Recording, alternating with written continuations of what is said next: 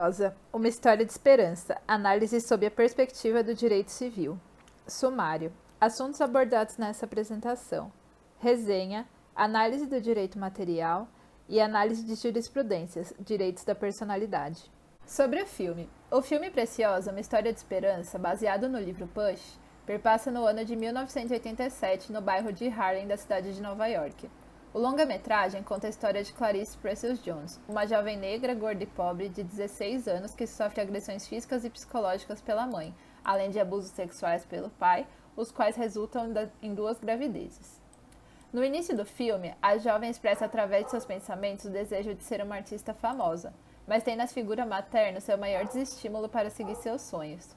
As fantasias criadas em sua mente a auxiliam a superar até que por um breve momento os abusos sexuais do pai, Carl Jones, que são consentidos por sua mãe Mary. Diante do ambiente familiar instável, Preciosa apresenta problemas escolares, uma vez que a escola era o local em que sofria constantes agressões de bullying devido à sua aparência e à sua idade avançada, quando comparada com a idade dos outros alunos do ensino fundamental. Apesar disso, a jovem prezava pela continuidade dos seus estudos, porém acaba sendo expulsa da escola em decorrência da sua segunda gravidez, que fora também fruto de um estupro.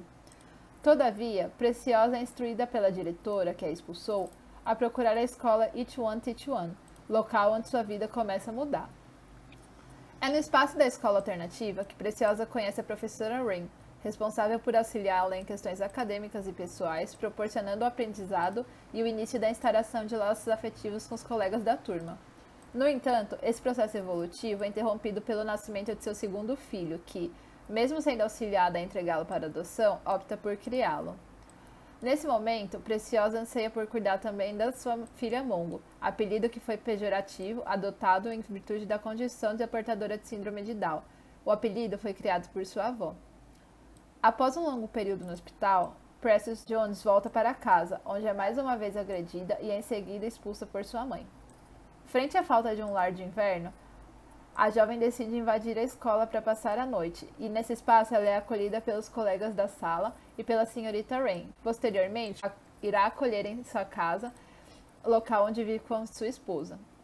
Nos momentos finais do filme, Preciosa, já estabelecida em um abrigo temporário, recebe a visita de Mary, que a informa que seu pai faleceu de AIDS, sendo ele o responsável por torná-la soropositivo.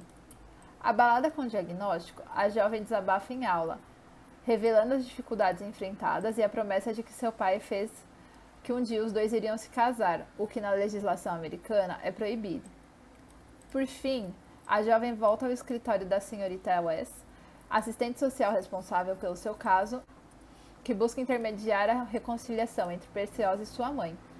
Porém, no decorrer da conversa, Mary revela que os abusos sexuais feitos por Carl começaram aos 3 anos de idade, e esse acontecimento gera um sentimento de repulsa em Preciosa e na senhorita West.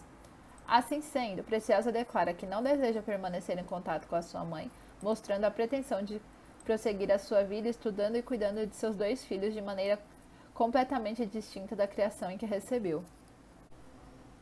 Análise: Direito material. O filme Preciosa aborda em seu enredo os acontecimentos da vida de uma jovem negra e periférica de 16 anos, que, ainda na primeira fase da sua vida, enfrentou situações que perante a lei deveriam ser evitadas ou até mesmo punidas. Diante disso, cabe pontuar os determinados acontecimentos a partir da perspectiva do direito civil. Papel da família. Diversas vezes durante o longa-metragem, Preciosa sofre abusos físicos, psicológicos e sexuais por parte de sua família. É possível perceber, então, que são violados diferentes entendimentos do ordenamento jurídico brasileiro. Isso porque, como garantia da integridade física e psicológica da criança e do adolescente, a Constituição Federal prevê, em seu artigo 227, que é dever da família, da sociedade e do Estado assegurar à criança e ao adolescente e ao jovem com absoluta prioridade o direito à vida, à saúde, à alimentação, à educação, ao lazer, à profissionalização, à cultura, à dignidade, ao respeito, à liberdade e à convivência familiar comunitária, além de colocá-los a salvo de toda forma de negligência, discriminação, exploração, violência, crueldade e opressão. Assim, é importante ressaltar que no parágrafo 4º há também uma previsão de severa punição caso a integridade física e sexual seja ameaçada. Por sua vez, as obrigações dos pais também são enunciadas pelo artigo 1634 do Código Civil e os consecutivos episódios de estupro vivenciado por Preciosa podem ser enquadrados no artigo 1638. Ademais, destaca-se também a situação do Estatuto da Criança e do Adolescente, frente às diversas agressões sofridas pela adolescente, que prevê no seu artigo 5º que nenhuma criança ou adolescente será negligenciado. Por fim, uma das tramas do filme relata a vontade de o pai de se casar com Preciosa, o que não seria permitido nem na legislação brasileira nem na americana. Isso porque o Código Civil entende que os ascendentes e os descendentes não podem se casar, seja com parentesco natural ou civil. O papel da escola, caso concreto. O lar instável, as agressões sexuais e a instabilidade na relação com a mãe não eram os únicos problemas enfrentados pela jovem. Preciosa ainda sofria no ambiente escolar constante ataques de intimidação sistemática, mais conhecido como bullying. Nesse sentido, o Supremo Tribunal Federal julgou o recurso extraordinário de número 109615 do Rio de Janeiro. Através do julgado, é possível entender que a omissão por parte de um agente público em questão do corpo discente de uma escola pública é possível ser responsabilizada. Isso porque o Estado se responsabiliza civilmente de forma objetiva pelos acontecimentos com seus alunos durante o período de aula e as dependências da sua escola. Caso a tutela dos agentes públicos não seja realizada de forma devida, o Estado responde pelos danos de fato lesível e fica passível de conceder indenização ao aluno. Quando o caso de Preciosa é analisado, os episódios de intimidação sistemática somente cessaram com a sua expulsão devido à descoberta de sua segunda gravidez. É possível perceber, então, que o que houve foi apenas a omissão por parte do corpo discente, e que este não tomou nenhuma medida na tentativa de reprimir as humilhações que a aluna vinha sofrendo. Sob a perspectiva dos direitos da personalidade, estes também se mostram infringidos, uma vez que a prática de bullying faz com que o ambiente escolar se torne inviável para o desenvolvimento do indivíduo, o qual tem sua honra e sua integridade psíquica comprometida, podendo também abranger a sua integridade física, como no caso concreto citado. Análises jurisprudenciais. O papel da família, caso concreto. O processo 2016-0138797, dígito 8, julgado em 14 de março de 2017, apresenta como relator Raul Araújo, da 4ª Turma do Superior Tribunal da Justiça, que tem por pretensão analisar o recurso especial de uma das genitoras na ação de destituição do poder familiar, movida pelo Ministério Público contra o genitor e 2 genitoras. A ementa destaca que, apesar da jurisprudência da Corte prezar pela manutenção do pátrio poder e a convivência no seio da família natural, os autos apontam a ocorrência de maus tratos, abandono e inexistência do cumprimento de sustento, guarda e educação das crianças.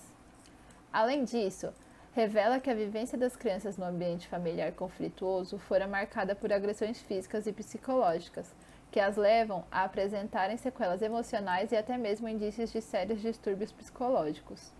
Os autos ainda apontam o ambiente familiar doméstico dotado de excesso de autoritarismo e promiscuidade sexual, devido ao relacionamento do genitor com 2 mulheres, ao estupro presumido de uma das genitoras e ao incesto entre irmãos fraternos. É pontuado que, apesar dos esforços, a genitora recorrente não foi capaz de garantir os cuidados básicos da alimentação, de higiene e da educação das crianças, tampouco encerrar o ciclo de violência vigente na estrutura familiar. Sendo assim, os ministros do Superior Tribunal de Justiça julgam que a genitora não apresenta condições emocionais suficientes para exercer a maternidade. O processo analisado e o filme Preciosa apresentam similaridades no que tange à conjuntura de um ambiente familiar em que as crianças habitam. Logo, cabe pontuar de maneira breve as congruências das situações examinadas. A realidade, apesar de fictícia, da personagem Preciosa manifesta por meio das telas a existência de ambientes familiares nocivos em que não há alternativa jurídica que possa manter de maneira saudável a convivência dos menores com a sua família natural. Assim, como as crianças do processo, Preciosa enfrenta na convivência doméstica o excesso de autoritarismo por parte de sua mãe, que utiliza a violência psicológica e física para coagir a jovem.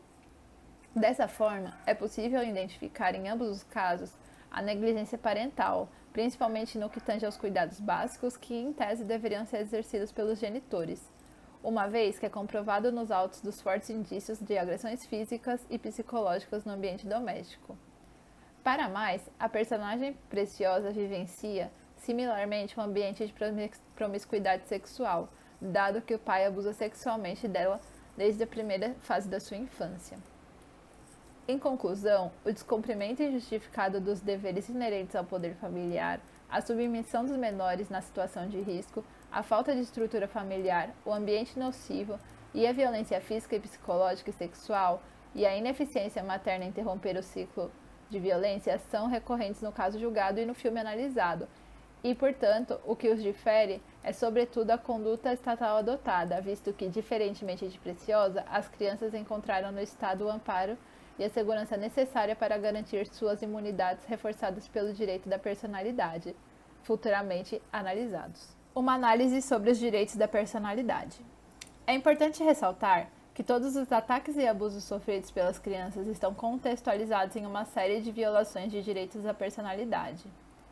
Considerando tal questão, é importante também ressaltar que o seu rol não é taxativo, e sim exemplificativo. E com relação à proteção de tais direitos, o artigo 12 do Código Civil enuncia que pode-se exigir que cesse a ameaça ou a lesão ao direito da personalidade e reclamar perdas e danos sem prejuízo de outras sanções previstas em lei. Tendo em vista a situação do caso analisado, então, é possível destacar a violação da integridade física, psíquica e moral. Além disso, o direito da vida digna também é comprometido. Sobre o direito da integridade moral, pode-se considerar, de acordo com Samaniego, que o direito à integridade moral corresponde à proteção pertinente da pessoa no que diz respeito à sua honra, liberdade, recato, imagem e nome. Honra é a dignidade pessoal e a consideração que a pessoa desfruta em meio em que vive. É o conjunto de predicados que lhe conferem a consideração social e a estima própria. É a boa reputação. Em consonância, o artigo 20 também expõe que, salvo se autorizadas ou se necessárias à administração da justiça ou à manutenção da ordem pública, a divulgação de escritos, a transmissão da palavra ou a publicação ou a exposição ou a utilização de imagem de uma pessoa poderão ser proibidas a seu requerimento e sem a prejuízo de indenização que lhe couber se lhe atingirem a honra, a boa fama ou a respeitabilidade ou se a destinarem a fim comercial. Assim, a integridade psíquica é contemplada pela integridade moral e, ao proporcionar uma vivência inadequada para crianças e adolescentes, cercado por agressões verbais e consequentes humilhações, é possível perceber que a honra destes é frequentemente afetada, principalmente ao se considerar que crianças e adolescentes encontram-se em período de formação de personalidade.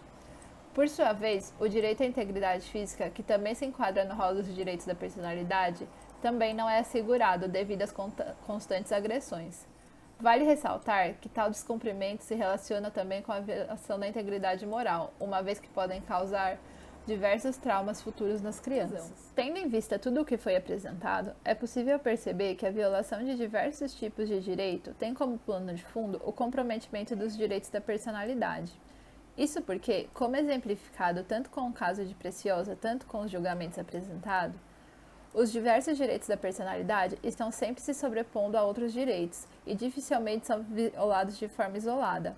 Isso porque eles são uma tentativa de proteger os aspectos mais básicos para que o indivíduo possa viver de maneira plena e saudável, e por isso devem ser assegurados a todos. Muito obrigada pela atenção.